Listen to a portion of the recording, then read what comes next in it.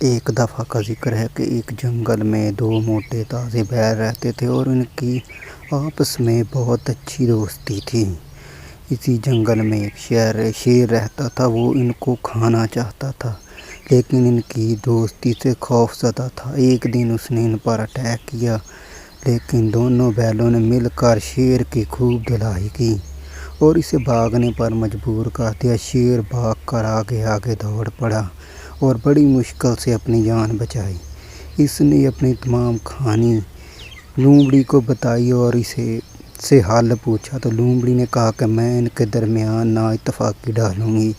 ایک دن لومڑی نے موقع پا کر ایک بیل کے پاس گئی اور اسے دوسرے خلاف بازن کیا کہ یہ تمام کام تمہارا تھا لیکن دوسرا تو اپنی ہی ویڈیو بنا رہا تھا۔